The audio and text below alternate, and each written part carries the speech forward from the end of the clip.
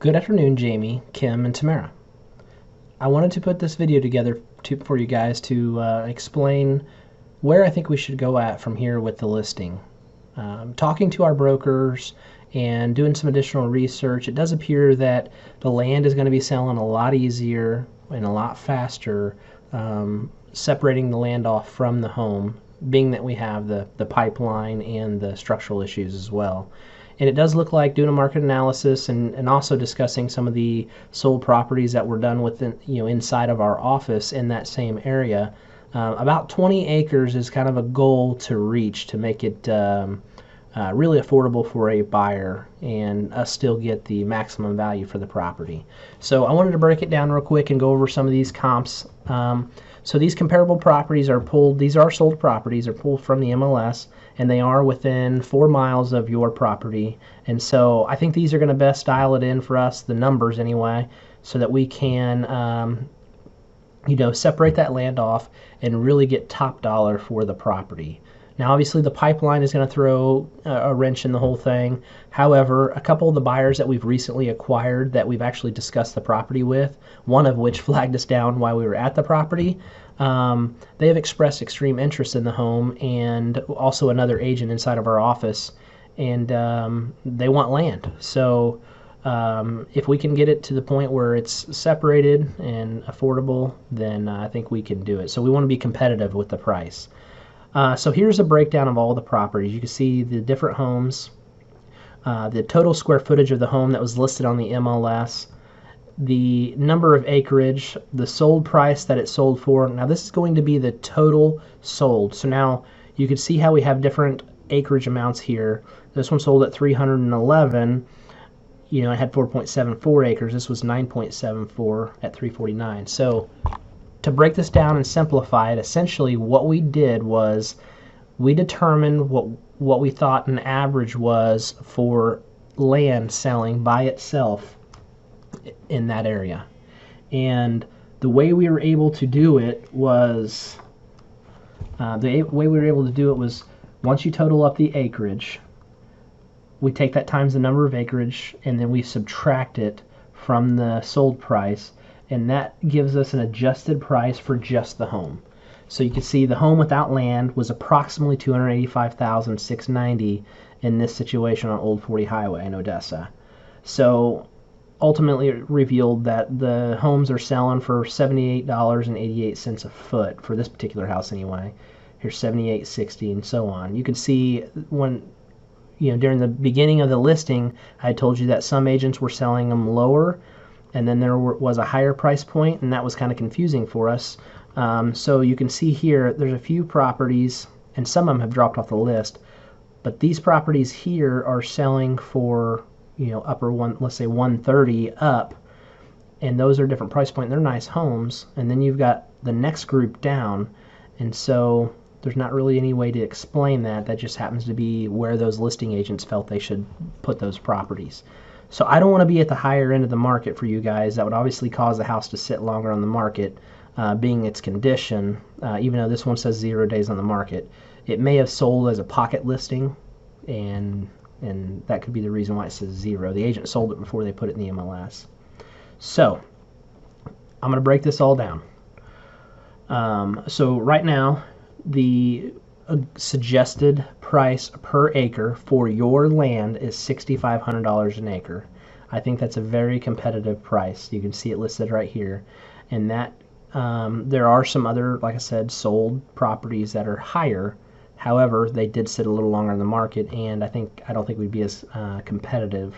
So $6,500 an acre. And you can see that what we did was we figured 20 acres with the house. So that gives us an estimated list price of $439,101.35. This is not taking into consideration the foundation problems. So we do have to take that into consideration. So let's skip that and go down here. 47 acres times $6,500 an acre gives us a suggested list price for $305,500. Ultimately, I want to try to split this up, I think, in 2 pieces. depending on which buyers have further interest. So after you and I discuss further about what we want to do, we'll figure out if we want to do it in 2 separate things or not. But essentially, I think if we split this 47 acres roughly down the middle and have those as 2 plots, and then have the house on whatever's remaining, then that would give us 3 total pieces of property to sell and try to capture as much money as possible. And then, of course, when we go to list the house, we'll take the 20 acres times the price for land, and you can see right here it's $130,000. That comes off the top of the price of the house. The house adjusted price is at $100,000 to be competitive. Again, that's not taking into consideration the foundation problem. And so it's suggesting $309,101. So we need to figure out how much of the house we want to discount, add the land back in, and that will give us our estimated sales price. So I think it's going to help us sell the home a lot quicker doing it this way. I definitely think this is how we should move forward. It's approximately $1,600 to have a surveyor come out and section those off. So here's what I want to do from this point on. We need to find out where the property line would be best set for the house and whatever amount of acreage that would be. I'm estimating at this 20 acres right here. That's only an estimation. If that's 20 acres, the remaining would be split in half. So if it's 19, then you'd have 48 down here. That would be split in half as well. So anyway, I think this is where we should go from here. I'll do another video and attach it to this with some overhead shots from the drone we just took, and just so you guys can get some reference. Just to cover a couple things, I have already contacted all the utility companies last week, and they should be marking all the utilities. I've driven through there and talked to Jamie. I did see that they've already started marking the sides of the road. So essentially what I'm trying to do is get it drawn out to where any potential buyers can come out there and get an idea if they're able to do something with it, if they're not just wanting the land for farming. The pipeline, I've talked to them multiple times, and I've met them out there. And I know Jamie's talked to them, and they are marking out the property to show us exactly where that pipeline goes. So if someone wants to build a home, we know that they have to stay 25 feet away from that pipeline per the pipeline representative that I met.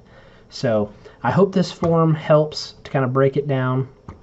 There is some other adjustments here and stuff that you guys can see that I don't want to complicate everything or confuse you. So if you have any questions, definitely let me know. At this point, I'm going to continue trying to figure out where we should divide the land up. I'll do another video and attach it right after this. Thanks. We'll talk to you guys later. Okay, what you guys are seeing here is a drone shot. This is me looking to the west. You can see the church up on the hill. I-70 running through here, and you can see your all's house. The property lines. Here's the property line running down to the church property. Runs down along here, goes down this tree line to the road, and of course the whole road frontage all the way up. The suggested property lines, I would like to use natural boundaries. I think that's going to be the best way to separate this off and to be able to explain to buyers. I guess in the end it doesn't really matter. It's all up to the surveyor and where he determines that they should be. But here's a natural property boundary right here where this fence is. If we can continue that all the way across, I think it looks like in this image it would miss the barn barely. And this whole piece right here would be sold with the house. I don't know how much is there, but I think if we go any smaller, we're going to, it's going to limit it enough. It's going to make it a really skinny lot. So let's say we went in this property or this natural barrier, it's going to be the divide between the pond. If we went there, it cuts off part of the driveway, takes a lot of that hill away. I think that would take away from the view of the home. I don't know if a buyer would like that necessarily. So if we went between these two ponds, you could probably do that. Again, still a pretty skinny piece of land. It looks like this was separated at one point anyway for whatever reason. It kind of looks like it spilt over into here. We can also separate it right here probably, but then you'd have to move that fence line over a little bit. Not to sell it, but the next buyer would. So I think this fence line right here is a natural boundary. I think it's perfect. That would be for this section. And then if you keep an eye on this spot right here, Then you've got this fence line over here. In between the two, I think is a perfect boundary to perfect area to split this piece of land. We want to try to stay under or close to 20 as possible a piece, and that's to give us the opportunity to, for one, keep the price down, but that way a buyer could purchase these two if they want to build homes on it. I think it's perfect because if we put that line right here, and then someone could build a house in this area all the way up to the front if they would like to. This looks like it's probably going to be a little floodplain, so probably wouldn't want to get too far down here. So it looks like this area would be the best spot. And then for this one, it looks like it would be up here and maybe right here. Reason I say right in this area for this side is the pipeline. So I met the gas company right here. If you drive down the outer road to the north, you will see right in this area, you're going to see 4 poles sticking up right at your fence line.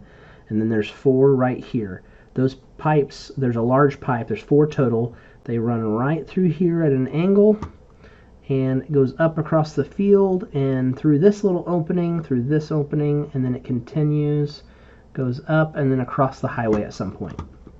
So, with that being said, you can kind of see the indentation in the ground, right? There's 1, 2, 3, 4. Don't know if you can see that on your screen. So 1, 2, 3, 4. You can see another one right here. 1, and then maybe 2. And from the next image, you'll be able to see it as well. So that pipeline's going to run up through here, go up the hill to the right side through this opening and up to past the church. We'll go to the next image. So this image from the opposite direction, you can see the poles. Right here's the opening, the poles runs up here, and you can see this spot in the ground. I'm not sure what's caused it. It has something to do with the pipeline, but you can see even after they mowed, the day I took the picture, they were mowing the field, but you can see those marks in the ground right where my arrow is at. There's another one right here. And if you look, that thing is they said they had one large diameter line. I think it was 24 inches. You can see that this mark is a heck of a lot wider. Leads right up to that pole. And then there's a couple here that you can barely see traces of them where these other poles are. Those are smaller lines from what he identified. And so anyway, those are going to run right up here next to this tree on the north side and come right up. So there's plenty of ground to build a house here. But it'd be better right here. And you can see right here is a perfect property line, or in this area, running straight up through this field. Split that field in half. Whatever's left from this fence line over could be for the house. Somewhere here in the middle, over to the fence line could be the second parcel, and then the third, this area way out here. So, go to the next image. I wanted to add 2 more images in, just to kind of show you guys. Here's a pretty angle of your house. I just thought that was really pretty, and you guys might appreciate that. So, and then here's the low-lying area that looks like flood grounds. You can tell it's definitely got some moisture where the tractor's driven through. But anyway, probably not the best spot.